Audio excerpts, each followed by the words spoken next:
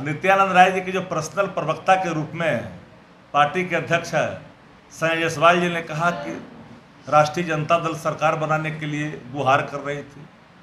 अरे जिस दिन राजद सरकार बनाने की जरी सी हल्की सी खाली हाँ भर देगी तो पूरी भाजपा सष्टांग होकर करके तेजस्वी जी की ड्योढ़ी पर नतमस्तक दिखाई पड़ेगी।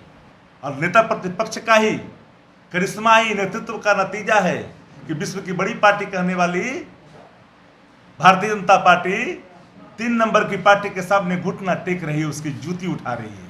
नेता प्रतिपक्ष तेजस्वी प्रसाद यादव जी ने साफ तौर पे कहा, नित्यानंद राय जी जब मंत्री नहीं बने थे तो हमसे कहने आए थे कि अब हमको ये कॉमनल पार्टी में मन नहीं लग रहा है, राजद में ले लीजिए। इस बयान के बाद पूरी भाजपा ही हिल गई।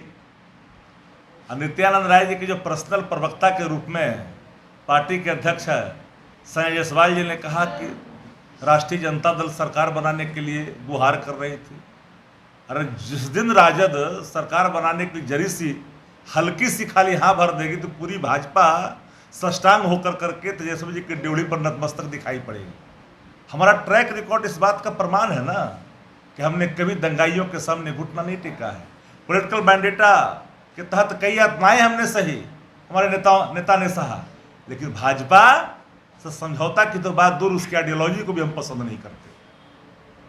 और नेता प्रतिपक्ष का ही करिश्माई नेतृत्व का नतीजा है कि विश्व की बड़ी पार्टी कहने वाली भारतीय जनता पार्टी 3 नंबर की पार्टी के सामने घुटना टेक रही है, उसकी जूती उठा रही है। और तेजस्वी जी के बारे में आप हवाई जहाज का यात्रा को कोट कर रहे हो। मैं चुनौती देता हूं कि आप नित्यानंद राय जी आकर के सामने बताएं कि कहां पर तेजस्वी जी से मुलाकात हुई थी सरकार बनाने की, और मैं बताता हूं कि आपसे मुलाकात कब और कहां हुई थी। जिस हवाई जहाज की चर्चा कर रहे हैं, टिकट नंबर आप सेंड करिए, तिथि बताइए, उस डेट में नेता प्रतिपक्ष हवाई यात्रा में है कि नहीं है, उनके सीट कहां है, आपके सीट कहां है। यह भी हम एक एक चीज को जानते हैं।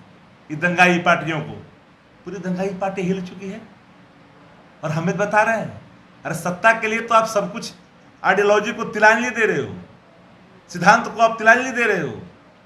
ये सत्ता का ही नशा आप पर इस कदर छाया हुआ है कि ना आपको महंगाई बुझाती है, न लाचारी, न बेबसी, न बेरोजगारी बुझाती है। अब तो अग्निवीर पर भी आप जाति पूछने लगे हो, जिस अग्निपथ योजना का पूरे देश की युवाओं ने प्रतिकार किया, मानने से इनकार किया, लेकिन सत्ता की मातांध में आपने जबरन देश पर थोपा। आज खुल करके हिडन एजेंडे सामने आए कि नहीं आए? आ गए, जिसकी चर्चा हम पहले कर चुके थे, नेता प्रतिपक्ष बता चुके थे। इनका हिडन एजेंडा है 75% लोगों को बेरोजगार करना और 25% लोग वो लोग जो इनके चहेते लोग जो संविधान बदलने में मदद करेंगे, झंडा देश को बदलने में मदद करेंगे।